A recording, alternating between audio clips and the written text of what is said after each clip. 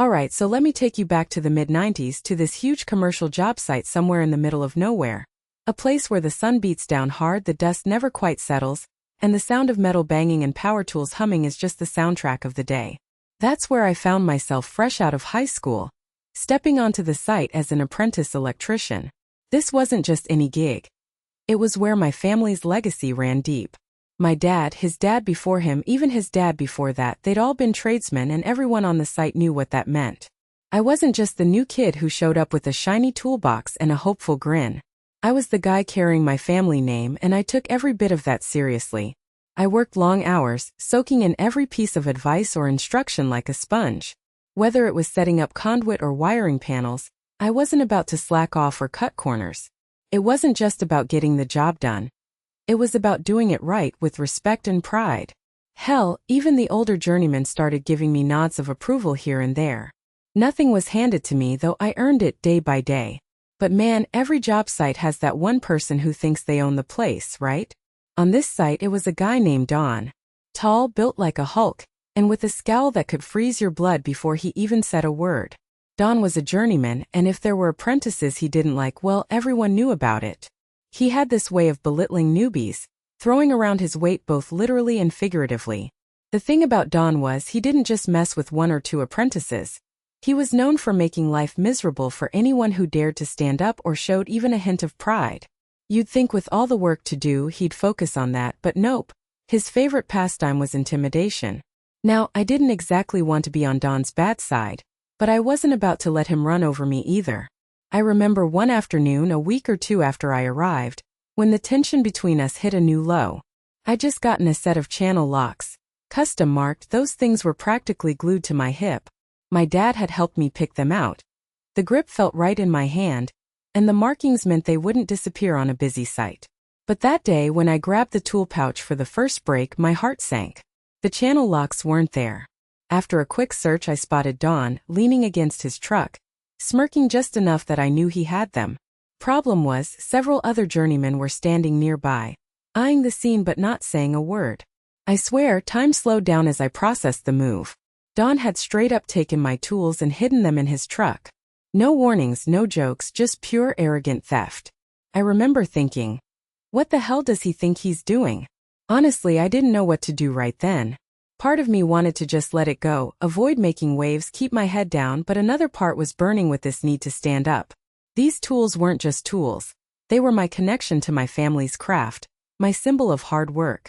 And if Don thought he could push me around and walk away, he was about to find out he picked the wrong apprentice to mess with. The other journeymen around us shifted uncomfortably, then glanced away. Some probably thought it wasn't their place to get involved. Others might have feared Don as much as I did. That made it even worse, knowing I had to face this alone, or at least with no backup. That moment, standing on that dusty patch of ground, I realized this wasn't going to be just another tough day on the job. This was personal. Don wasn't just bullying me for the hell of it. He was setting a trap, testing how far I'd let him go. And I wasn't about to fold. So yeah, when I finally walked over to him, tools in hand, or rather not in hand, I was ready to speak up. But don't get me wrong, I knew what I was up against. Don just laughed, said something like, "You want these? Come in. Get him." And with that, he locked the truck bed and walked away like it was some game. That's when it really hit me. This wasn't going to be simple. It wasn't about just yelling or calling names. I had to decide how far I was willing to go to claim what was mine. Because once you start letting people like Don win, that legacy doesn't mean a damn thing. And from that moment on, well, let's just say things between us weren't going to stay quiet much longer. I never really thought I'd be the kind of guy to start a fight, especially on my first big job site.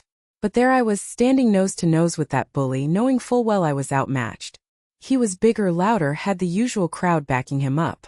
And what had started as some stupid prank, him swiping my tools, had to end right there, or I'd lose more than just a few wrenches. I remember looking around, trying to gauge how many folks were watching. A handful of the guys from the crew were lingering nearby, half interested, half just waiting to see how this drama would unfold. But what I couldn't shake was this deep certainty. I wasn't going to back down. Not on my watch. So I squared my shoulders, trying to make my voice steady even though my heart was pounding like a jackhammer. "Give me my tools back," I said, keeping my eyes locked on his. Now, or things are going to get ugly." He just laughed, the kind of sneer that nails itself into your gut. "Or what, little apprentice? You gonna cry about it? Maybe I should call you a cab. Right off this site." His buddies chuckled, egging him on. Honestly, I didn't know what to do at first. Pulling punches wasn't an option because if I just walked away I'd look weak. And worse, I'd be the guy everyone else thought they could mess with. So I did what anyone raised in a family that prized hard work and respect would do. I took a stand. I grabbed the hammer leaning against a nearby stack of lumber. It wasn't just any hammer. It was my dad's old framing hammer, the one he'd passed down to me. In that moment it felt like I wasn't alone. Like the weight of generations was behind me, fueling my courage. Then I swung.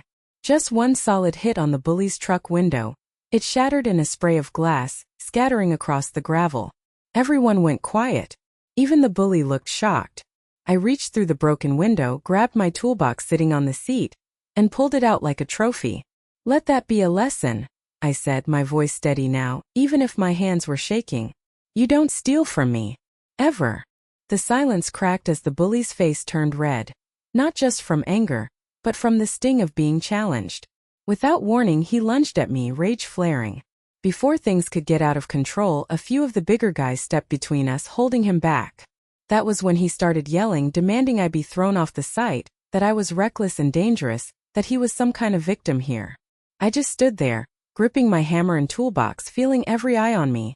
Some judging, some curious, some maybe even impressed. It was clear this confrontation wasn't just about tools or a broken window anymore. It was about respect, about who would set the tone on this site. And that's when I realized this fight was far from over. The foreman and a few seasoned tradesmen were making their way towards us, drawn by the commotion. Whatever happened next would decide a lot more than just which side had better fists. I took a breath and prepared myself for what was coming next, and for the kind of man I was going to prove I could be. I still remember that moment when the buzz around the site shifted. It was like the air itself changed. People who'd barely given me a second glance before suddenly nodded as I walked by. I caught snippets of conversation, gruff voices saying things like, "That kid stood his ground, took the high road first, and took more patience than most have." It wasn't just idle talk. It felt like the tradesmen around me were seeing me differently now. There was old Jim, the electrician who had been on site longer than anyone could remember. When he pulled me aside, he didn't even sugarcoat it. "Son, stealing tools? That's a line we don't cross, not here, not ever. You holding your ground, it's about respect. Not just for yourself but for the whole trade." Coming from Jim, who didn't waste words, that meant everything. These were the people who had been grinding their whole lives, relying on their tools, their skills, their word. And they were backing me up. A couple of journeymen, who had been quiet before, stepped in as well. One of them told me, "I've seen guys lose their temper, start fights over less. You gave the guy more chances than I would have. Keeps the whole site safe when we manage to hold the peace."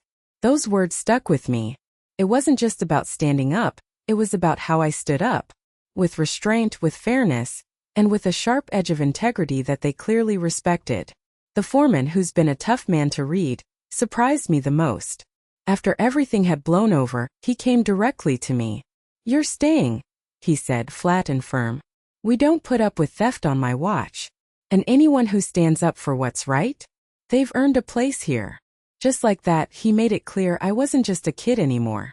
I was part of the team, and that meant something deeper than just working alongside everyone. It meant belonging. It was more than just relief. It was validation that the path my family had walked, the path they'd instilled in me, had meaning. Working hard, earning respect, standing tall when it counts. Not with fists or fear, but with honor, grit, and resilience. The fact that this was recognized by the toughest, roughest crowd on that site was honestly humbling. That shift in how the community saw me wasn't just about one fight or one stolen set of tools. It was a statement. Respect is earned, and integrity is what holds us together in this trade.